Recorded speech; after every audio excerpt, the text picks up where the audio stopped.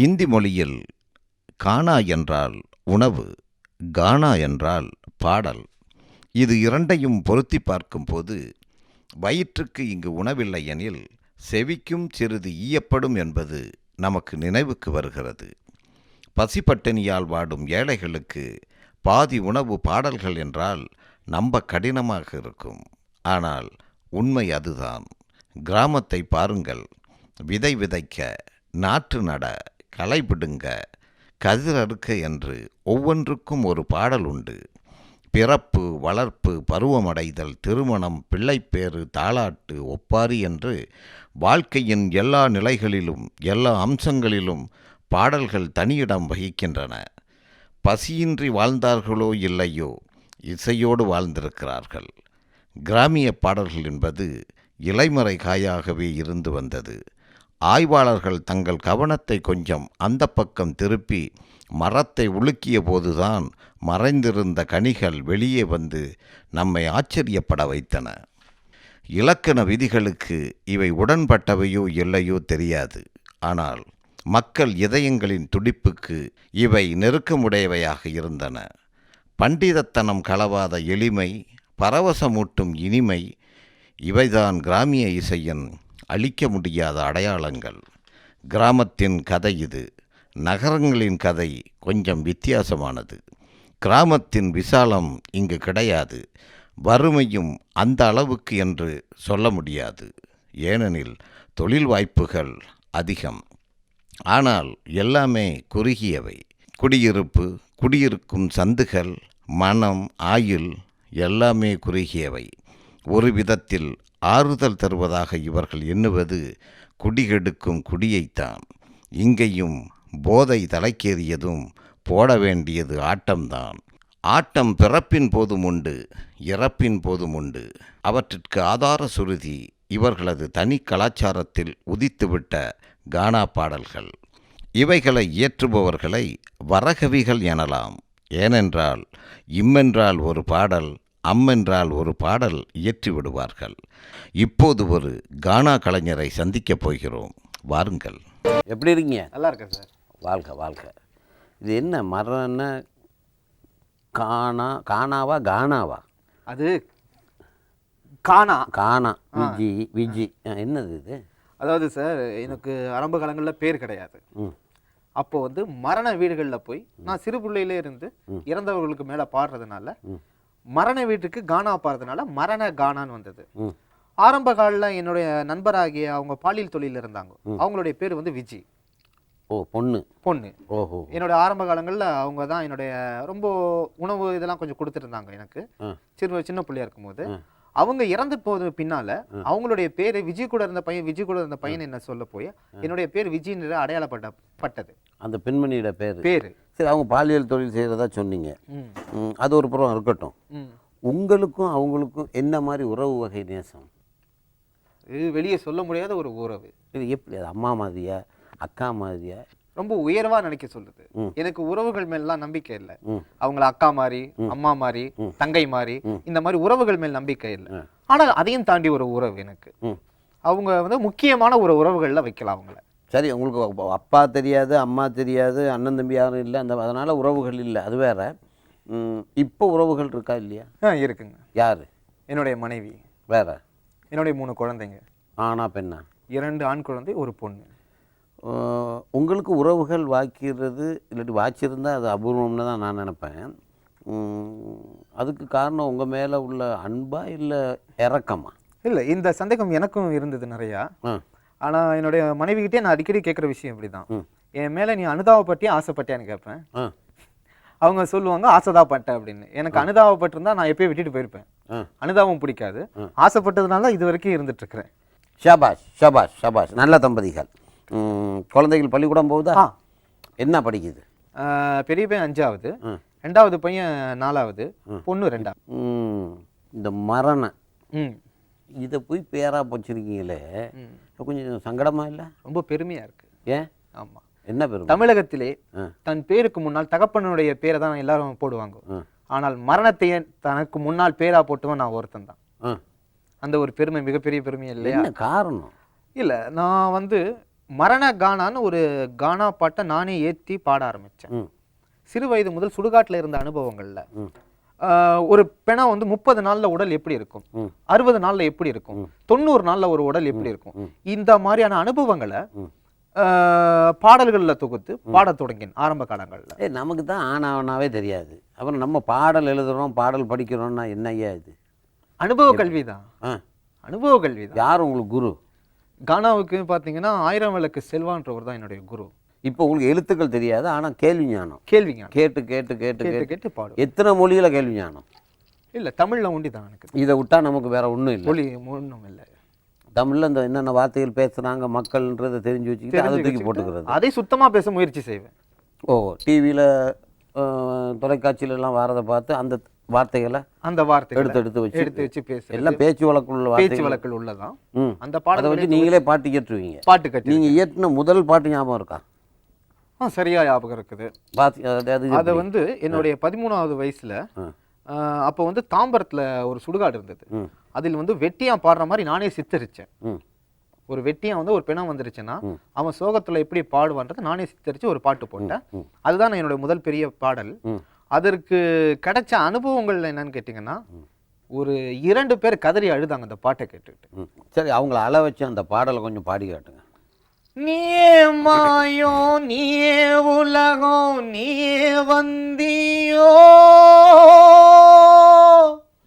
நீயே இருந்த நீயே இறந்த யாரில் குறையோ சொல்.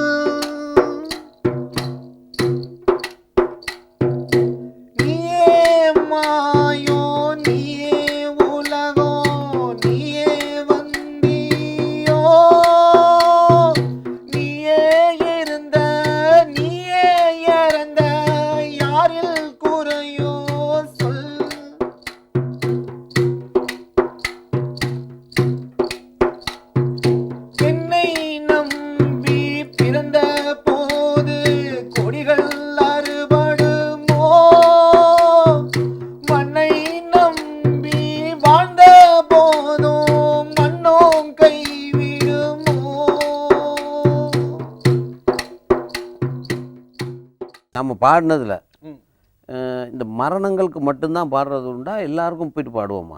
மேடைகள், கல்யாண வீடு? இல்லை இல்லை இல்லை இல்லை, நான் வந்து மரணங்களுக்கு மட்டுமே பாடுவேன். கானா பாடல்கள் செத்து போன பணத்தை வச்சுக்கிட்டு பாடுறது தான். ஆமா, அதான் மரண கானம். அதான் மரண கானம். அது மட்டும் தான் நீங்க பாடுவீங்க. அது மட்டும் தான். இங்க மேடை கச்சேரி கூப்பிட்டா? மேடை கச்சேரிகள் கூப்பிட்டா போறதில்லை. திருமணங்களுக்கு, கோவில் நிகழ்ச்சிகளுக்கு, இந்த ரெண்டுத்துக்கும் போக மாட்டேன். ஏன்? இல்ல போக மாட்டேன். ஏய்யா, பணம் வருது தானே ஐயா, நமக்கு வேணுமே. வருது. ஒரு கலைஞன் எதை உணர்கிறானோ அவனுடைய கலையும் அதே பிரதிபலிக்கும். நான் வாழ்க்கையில அதிகமா சோகத்தை தான் உணர்ந்தேன். என்னுடைய படைப்புகளும் சோகத்தை ஒட்டியே இருக்கும். திருமணத்துல போய் ஒருத்தனை வாழ்த்தி பாடுவோ இல்ல கடவுள்களை வாழ்த்தி பாடுவோ எனக்கு தெரியாது. சரி, திடீர்னு சினிமா சான்ஸ் அடிச்சுது, என்ன ஆகும்? ஒரு சினிமாவில் வந்து ஒரு சீனு, ஒரு டூயட்டு, ஒரு சோலோ, ஒரு ஜாலி, அப்படி ஒரு பாட்டு வந்து பாடுறா, ஏன்னா என்ன ஆகும்? நீங்க சொன்ன மாதிரி ஒரு வாய்ப்பு வந்தது இடையில. அவங்க என்ன கூட்டிட்டு போய் அந்த துணை இயக்குனர் என்னோட வீட்டுக்கே வந்தாரு. என்னோட வீட்டுக்கே வந்து உட்காந்து நான் ஆடை மாத்துற வரைக்கும் என் கூடயே இருந்து அவரோட வண்டியில என்னை கூட்டிட்டு போனாரு. கூட்டிட்டு போய் இப்போ ஒரு பிரபலமான படம் தான் அது. அந்த இயக்குனர்கிட்ட கூட்டிட்டு போனாரு. அந்த இயக்குனர் கூட சென்னை வாசி தான். ரொம்ப மரியாதையாக நான் தன்னுடைய பக்கத்திலே மெத்தையில் உட்கார வச்சு டீ காப்பிலாம் வாங்கி கொடுத்து, இந்த மாதிரி உங்களுடைய பத்திரிகைகள்லாம் நான் உங்களை பார்த்துருக்கேன், நீங்கள் என்னுடைய படத்துக்கு ஒரு பாட்டு பண்ணணும் அப்படின்னாரு. சொல்லுங்கய்யா, செல்வம் மாதிரி இருந்தால் நான் பண்ணி கொடுத்துட்றேன் அப்படின்னு சொன்னேன். இந்த மாதிரி ஒரு திருமணத்துக்கு பாட வேண்டியது இருக்குது, அதில் பசங்கள்லாம் இந்த கொண்டாட்டமாக பாடக்கூடிய ஒரு பாட்டு வேணும் அப்படின்னு சொல்லி ஒரு 2000 ரூபாய் காசும் கொடுத்தேன். நான் வாங்கிட்டு வெளியே வந்தவன் ரொம்ப நேரமாக சிந்தித்தேன். மறுபடியும் உள்ளே போயிட்டு காசை பிடிங்க, நான் பாடி கொடுத்துட்டு வேணா அப்புறம் காசு வாங்கிக்கிறேன்னு அவர்கிட்டே கொடுத்துட்டு வெளியே வந்துட்டேன். நமக்கு காசு தேவையில்ல. இல்லை, காசு தேவை தான், அது ஒரு வட்டத்துக்குள்ளே கிடைக்கணும். அதுதான், அதை தான் சொல்லுவேன். செத்து போனால் அதுக்கு பாடினா நான் வெளியே வந்துட்டேன். நான் முதல் அறிமுகம் ஆகும்போது ஒரு சாவில் பாடுற மாதிரி அறிமுகமானால் என்னுடைய மனம் அதுக்கு ஒத்துக்கும், என் மூலம் அதுக்கு பாட்டு கட்டும், என் தொண்டை அதை பாடும். நான் இது வரைக்கும் பிறந்ததுலேருந்து ஒரு திருமணத்தை கூடயே நான் பார்த்ததில்ல. இந்த திருமணத்துக்கு பாடுவதற்கான வாய்ப்புகள் கிடைச்சாலும் அதை ஏற்றுக்கொள்ள என்னுடைய மனதோ மூளையோ எதுவுமே ஒத்துழைக்கலப்பா. அதனாலதான் காசை திருப்பி கொடுத்துட்டு நிஜத்தையும் நான் சொல்லிட்டேன் அந்த பையன்கிட்ட. அப்போ சினிமாவில் கூட யாராவது செத்து போய் அதில் வந்து பாட வந்தால் தான் நீங்கள் பாடுவீங்க? பாடுவேன். சார் நீங்கள் எவ்வளவோ கானா நீங்களே சொந்த கற்பனையில் வசனங்கள் வருமா, இல்லை யாராவது எழுதி கொடுத்ததை பாடுறதா? இல்ல என்னுடைய சொந்த கற்பனை. நான் எதை வாழ்வில பாக்குறனோ அதையே வந்து ஒரு கானாவா கட்டக்கூடிய திறன் எனக்கு இருக்குது. இப்ப உதாரணத்துக்கு சொல்ல போனா இந்த காகிதம் பொறுக்கிங்க இருக்காங்க இல்லையா, அவங்க ரோட்ல பொறுக்கிட்டு போயிட்டு இருந்தாங்கன்னா அவங்களுக்கு பிடிக்கிற மாதிரி பாடணும்னு விரும்பினா அதையும் பாடுவேன். இல்லை உங்கள் பாடல்களில் ஹிட்டுன்னு சொன்னா உங்கள் அளவில் இந்த பாட்டு தான் ஹிட்டு அப்படின்னு சொல்லுவாங்கல்ல, அப்படி பாடல் கட்டாயம் ஒரு பாட்டு இருக்குது. ஆனா இதுக்கான மொழியை வந்து புரியாது பாட்டு. இது எனக்கு வந்து ஒரு 14 வயசுக்கு முன்னாடியே நான் கட்டின ஒரு பாட்டு. சென்னை வட்டார மொழி வழக்குல அஜலடா அப்படின்னு வாங்கும் வார்த்தையில, என்னடா அஜலா அப்படின்னு வாங்கும், குஜலன் வாங்கும். மசாலா கம்பெனி அப்படின்னா நம்ம மசாலா கம்பெனினா மனசு ரொம்ப பேஜாரா இருக்குதா அப்படின்ற மாதிரி ஒரு அர்த்தமாகும். டவுட்டாதேமா, என்ன சந்தேகப்படாதம்மா. சென்னை மொழி வழக்கு, சென்னை வட்டார மொழி வழக்கு. உங்களுடைய வார்த்தைகளே எடுத்து ஒரு பாட்டாம் போட்ட என்னுடைய 14 வயசுல. அந்த பாட்டு இன்னமும் நிறைய சாவீட்டுகள்ல முடியும் போது என்னதான் இறப்பு சோகமாக இருந்தாலும் என்னை அனுபவிக்கும் சில நண்பர்கள் இந்த பாட்டு என்கிட்ட கேட்பாங்க. அவங்களுக்காக இந்த பாட்டும் பாடி கொடுத்துட்டு தான் வருவேன். எங்களுக்காக பாடுங்க.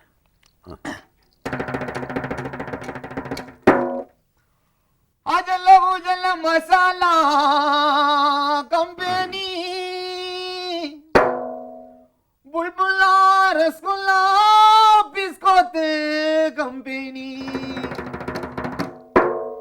டவுட்டா தேமோ விஜய சரபத்தினி ரைடு தானமா அஜல உஜல மசாலா கம்பெனி புல்புல்லா ரசகுல்லா பிஸ்கோத் கம்பெனி அஜல உஜல மசாலா கம்பெனி புல்புல்லா ரசகுல்லா பிஸ்கோத் கம்பெனி டவுட்டாதமோ விஜய சரபத்தினி ரைடு தானமா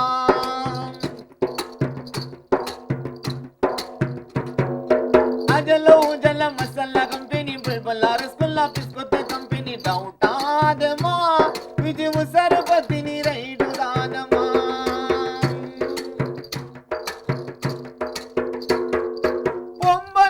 பூசுவது மஞ்சா கம்பெனி, ஆம்பளைங்க காட்டுவது வாச்சா கம்பெனி.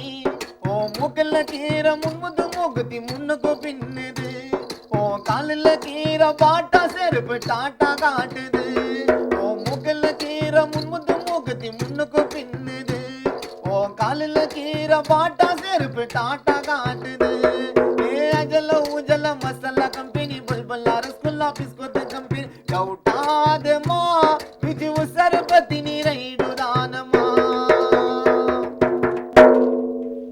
ஐயோ ஐயோ ஐயோ, இந்த ரேஞ்சில் போனால் தமிழ் மறந்து போயிடும் போல இருக்கே ஐயா. இது நல்லா இருக்கா? இந்த மாதிரி வார்த்தைகள் எல்லாம் போட்டுக்கிட்டு கானா பாட்டு அப்படின்னு சொல்லிக்கிட்டு இல்ல நம்ம மொழி என்ன ஆகும்? அது புரியுது. கானா ஆரம்ப காலங்களுடைய மொழியே தமிழ் தான், கானா கிடையாது அதனுடைய பேரு. அதனுடைய பேர் வந்து தீப கானம் தான். ஓ, தீப கானம் தான். அது ஒரு 100-150 வருஷங்களுக்கு முன்னாடி அதனுடைய பேர் தீப கானம் தான். அப்போ சென்னையில வந்து சென்னை வாசிகள் வந்து 2 நபர்களை சொல்லலாம். ஒன்னு மீனவர்களையும், 2வது பாரிஸ்ல ரிக்ஷா ஓட்டிகளையும் சொல்லலாம். அப்போ அவங்க காலகட்டங்கள்ல மீனவர்களுக்கு கடல்ல மீன் பிடிச்சிட்டு கரைக்கு வந்துட்டா எந்த பொழுதுபோக்கும் இல்லை. அப்போல்லாம் இந்த ரேடியோ வானொலி எல்லாம் கிடையாது. இவங்க என்ன பண்ணுவான்னு கேட்டீங்கன்னா, அந்த கடல் நீர்ல கோணியை நினைச்சிட்டு வந்து பெரிய பாரா கட்டுவாங்க. பாரா கட்டி ஓட்ட காலனா இந்த மாதிரியான விஷயம் தின்பண்டங்கள்லாம் கொஞ்சம் வாங்கி வச்சுக்கிட்டு பொழுது 6 மணிக்கு மேல ஒரு தீபத்தை எடுத்து வச்சு அலுமினிய சட்டிகளை வச்சு சென்னை அவங்க என்னென்ன ஃபீலிங் எல்லாம் அதை அவங்க என்ன உணர்வாங்களோ அந்த உணர்வுகளோட சேர்ந்து ஒரு கானம் கட்டி பாடுவாங்க. அப்போ ஆரம்ப காலங்களில் இதனுடைய பேர் வந்து தீப கானம். ஒரு தீபத்தை ஏற்றி வச்சுட்டு கானமா அதை கத்துறதுனால தீப கானம்னு வச்சாங்க. அப்போ இந்த சோன் பப்படி விற்கிறதுக்கு, இந்த பானிபூரிலாம் விற்கிறதுக்கு பாம்பேல இருந்து நிறைய பேர் சென்னைக்கு வர இதுவாங்க. வந்தவங்க எல்லாமே அந்த பகுதியில தான் வந்து குடிசை பகுதியில போட்டாங்க. போட்டுட்டு அவங்க 6 மணிக்கு மேல இவங்களுடைய பொழுதுபோக்கில் அவங்க கலந்துக்க ஆரம்பிச்சாங்க. அவங்களுக்கு பாட்டுனாலே கானான்ற ஒரு வார்த்தை தான் உண்டு. அவங்க வார்த்தைகளால புடுங்கப்பட்டு தான் இதனோட முழுமையான பேரு கானான்னு மாறிச்சே தவிர இது வந்து ஆரம்ப காலத்துல சென்னை கானம் தான் இதனுடைய பேரு. இதெல்லாம் உங்க கண்டுபிடிப்பு? ஆமா, இதெல்லாம் நாங்க நம்பணும். இது உண்மை தானே. இதை சொன்னவரை என்னுடைய எது குருநாதர். எப்படியோ ம் எந்த மொழி இருக்கோ, இசை இருக்கோ, ராகம் இருக்கோ, தாளம் இருக்கோ, அது எந்த அளவு பாடலாக இருக்கோ அதெல்லாம் நமக்கு தேவை கிடையாது. உழைக்கிறவன் பாடுறானா அவன் மொழி என் தாய்மொழி. தாய்மொழி. உழைக்கிறவன் பாடுறானா அதான்டா பாட்டு. ம் ஆகவே உழைக்கிறவன் பாடின பாட்டு அவனுக்கு தெரிஞ்ச பாஷையில் பாடினான், அவ்வளோதான். இன்னும் பாடிக்கிட்டு இருக்கான். அவனுக்கு உண்டா இல்லையா? உண்மைதான் உண்மை. ஆகவே அதை இறுக்கி பிடிச்சிக்கிட்டீங்க. ஆமா. பத்திலே பருவமடா 20லே இளமையடா, பத்திலே பருவமடா 20லே இளமையடா, 30லே முழுமையடா, 40லே நாய் குணமடா, 50லே அனுபவமடா, 60லே ஆசையடா, 70லே ஏக்கமடா, 80லே தூக்கமடா, 90லே விழிப்படா. அப்படி போடு. ஆண்டி ஆனாலும் அரசன் ஆனாலும் தோண்டி ஆனாலும் போண்டி ஆனாலும் மனிதனுக்கு 100லே மரணமடா, 100லே மரணமடா. அது போகிட்டே இருக்கும். ஓ, இப்போ எல்லா இந்த சங்கீதம் தெரிஞ்சவங்களுக்கும் முன்னால் பின்னால் எல்லாம் பட்டங்கள் நிறையா இருக்கும். ம் நமக்கு இந்த பேர் வச்சுக்கிட்டது சரி, ஆ இது போக ஏதாவது பட்டங்கள்? இது போக பட்டங்கள் என்ன ஒன்றும் கொடுக்க கிடையாது. ஆ ஆனால் சாதனை உடல் ஊனமுற்றோர்ல வந்திருக்கிறேன், ஆ இடம் பெற்றிருக்கேன். எங்கே? தமிழ்நாடு சாதனை உடல் ஊனமுற்றோர்கள்ல அந்த பேர் வரிசைகளை இடம் பெற்றிருக்கேன். சாதனை வென்றவர்கள் வரிசையில். ஆமா, சாதனை வென்றவர்கள் வரிசையில். மரணத்தை எல்லா வேதங்கள் கூட சுகநித்திரை, சொர்க்கத்துக்கான பயணம் இப்படி தான் வர்ணிச்சிருக்கு. ஆகவே மரணம் ஒன்றும் ஒரு அவஸ்தையான விஷயமா போயிடக்கூடாது யாருக்கும். உண்டா இல்லையா? கட்டாயமா. சரி, பெரிய பெரிய சினிமாக்காரங்க இல்லாட்டி அரசியல்வாதிகள் இல்லை பணக்காரங்களுக்கு மட்டும்தான் லட்சியம்னு இல்லை. அதை விட சராசரி மனிதர்கள் லட்சியங்கள்ன்றது அதிகம். உங்களுக்கும் இருக்கும். என்னது? எல்லோரும் கானா பாடும்போது தன் சாவில் பாடியதை சொல்லும் அவமானங்களா நினைத்தாங்க. ஆனால் நான் என்னன்னா சாவில் பாடிய சரித்திரம் பெற வேண்டும் நினைச்சேன். என்னுடைய வாழ்நாள் முழுவதும் ஆரம்ப காலங்களில் 5 ரூபாய்க்கு கானா பாட என்னுடைய வாழ்க்கை தொடங்குச்சு. அதையொட்டி நான் ஒரு 3000 மரணங்களுக்கு பாடினேன். எந்த ரோட்டில் நான் தேய்ச்சிக்கிட்டே 5 ரூபாய் காசுக்காக கானா பண்ணணும், அதே ரோட்டில் நம்மளுடைய தமிழக அரசின் கையாலேயே ஒரே நாளைக்கு 50,000 ரூபாய் சம்பளமும் வாங்கின அனுபவம் உண்டு எனக்கு. அந்த அனுபவத்தை சொல்லுங்கள். மெரினா அந்த மாதிரி பகுதியில் வந்து தேய்ச்சிட்டு தான் நடப்பேன். அப்போ கஷ்டிக்கலாம் இல்லை, தேய்ச்சி தான் நடப்பேன். அங்கே தேய்ச்சிட்டு 5 ரூபாய் காசுக்கு தான் முதல்ல கானா பாட ஆரம்பித்தேன். ஒரு 20-22 வருடங்கள் பின்பு எனக்கு முதல் மேடைகள்லாம் கொஞ்சம் கிடைச்சிக்கிட்டு இருந்த நேரத்தில் சென்னை சங்கமம்னு ஒன்று உருவாக்கி அப்போ என்னை அறிமுகப்படுத்திய நான் முத்துசாமி ஐயா நாடகத்துறைக்கு அவர் மூலியமா நான் அங்கே ஒரு ப்ரோக்ராம் பண்ண முடிஞ்சது. மொத்தம் 4 நாளைக்கு சேர்த்து என்னுடைய நண்பர்களுக்குலாம் சேர்த்து என்னுடைய பணம் சம்பளம் மட்டும் 50,000 ரூபாய் கிடைச்சிது. ஷபாஷ் ஷபாஷ் ஷபாஷ் ஷபாஷ். அதுதான் நான் சரி 5 ரூபாய்க்கு அன்னைக்கு பாடணும், அதே கானாவை இன்னைக்கு பாடணும் 50,000 ரூபாய். இதுதான் என்னுடைய உயர்வுகள் சொன்னா இதுதான் உயர்வுகள். மற்றும் என்னை போல் இருக்கக்கூடிய உடல் ஊனமுற்றவங்களுக்கு சில விஷயங்கள் நான் சொல்ல விரும்புகிறேன். முடியல நம்ம உட்காந்துக்கிட்டே இருந்தா கடைசி வரைக்கும் முடியாம போயிடும். முயற்சியாவது செய்யணும், முடிஞ்ச அளவுக்கு முயற்சியாவது செய்யணும். அப்படி என்னை சுத்தி செவர் இல்லை, என்னுடைய பெரிய உலகமே இந்த உலகம், என்னுடைய பெரிய விட இந்த உலகம். நான் எங்க வேணாலும் போகலாம், எங்க வேணாலும் செய்யலாம். ஆனால் ஒரு தன்னம்பிக்கை இருந்ததுனால தான் இந்த அளவுக்கு நிற்க முடிஞ்சது, என்னால் செய்ய முடிஞ்சது. என்னை போல் இருக்கும் உடல் ஊனமுற்றவர்கள் அதை பொறுப்பாக கொண்டு உழைக்க தயாராக இருக்கணும். எங்க வருமானம் எனக்கு வந்து பார்த்தீங்கன்னா யாரும் இறக்கப்பட்டால் பிடிக்காது, அது ரொம்ப வன்மையாக கண்டிப்பேன். ஒரு நிகழ்ச்சிக்கு நான் ரொம்ப அவசரமாக போக வேண்டியிருந்தது. என்னுடைய ஏரியாவில் இருந்து இன்னொரு ஏரியாவுக்கு அவங்க தொலைபேசியில் தொடர்பு கொண்டு என்ன சொன்னாங்க, ஆட்டோவில் வந்துருங்க நான் பைசா கொடுத்துட்றேன் அப்படின்னாங்க. ஆட்டோவில் போயிட்டேன். நான் அங்கே போய் இறங்கினோடனே கேட்டேன் ஆட்டோ காசுக்கு எவ்வளோப்பா அப்படின்னாரு. மற்றவங்களாம் அந்த 100 ரூபா 130 ரூபா 150 ரூபா கேட்பேன், ஐயோ பாவம் நீங்கள் அதனால 100 ரூபாய் வாங்கிக்க கொடுங்கன்னாரு. உடனே எனக்கு பஸ்ஸுன்னு கோபமே வந்து என்னை மீறி வந்தது. மற்றவங்களாம் எவ்வளோ கேட்பேன் அப்படின்னு 130 ரூபா கேட்பேன். உனக்கு 150 ரூபா கொடுக்குற அளவுக்கு எனக்கு தன்மானம் இருக்குது. அதனால யாருடைய அனுதாபங்களோ தேவையில்லை, எனக்கு தேவையானது வாய்ப்புகள் தான், உங்களுடைய இறக்கங்களோ அனுதாபங்களோ அல்ல. கடைசியில் ஆட்டோக்காரனுக்கு காசு கொடுத்தீங்களா? அது கொடுத்துட்டோம். எவ்வளவு? 150. ஓ, கேட்டதை விட ஜாஸ்தியாக தான் கொடுப்போம். ரைட். மரணம் எல்லோருக்கும் பொது, உங்களுக்கும் வரும் எனக்கும் வரும், உண்டா இல்லையா? நிச்சயம். ஆனால் வாழ்ந்து மற்றவர்களை வாழ வைத்து அந்த மரணம் ஒரு பெருமையாக வரணும். உங்களுடைய பிறப்பு தரித்திரம் இறப்பு சரித்திரமாக இருக்கட்டும்.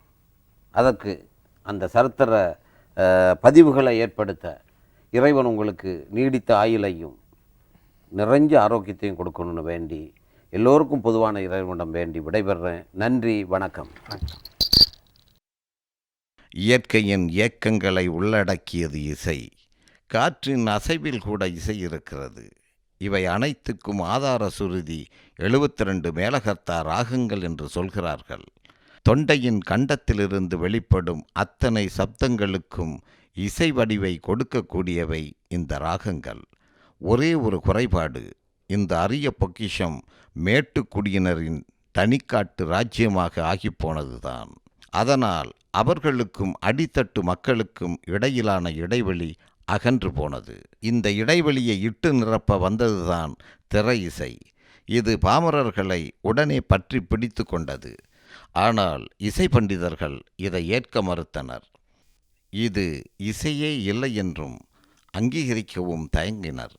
ஆனால் இசையின் எல்லா வடிவங்களையும் தழுவி தன்னுடன் இணைத்து கொண்ட திரை இசை கிராமிய இசைகளையும் கானா பாடல்களையும் தன்னகத்தே இணைத்து கொண்டது. இதன் மூலம் ஓர் அகன்ற தளத்தை தனதாக்கி கொண்டது திரை இசைதான். திரை இசையை அங்கீகரிக்க மறுத்த பண்டிதர்கள் கானா இசையைக் கண்டு முகம் சுளித்ததில் ஆச்சரியமில்லை.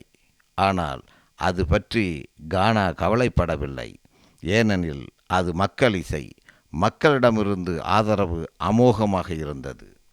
இலக்கிய தரம், இசை நயம் என்கிற எந்த பம்மாத்தும் கானா பாடல்களில் இல்லை. ஆனால் பாமர மக்களின் நாடி நரம்புகளை சுண்டியிழுக்கும் காந்த சக்தி அதனிடம் நிரம்பி இருந்தது.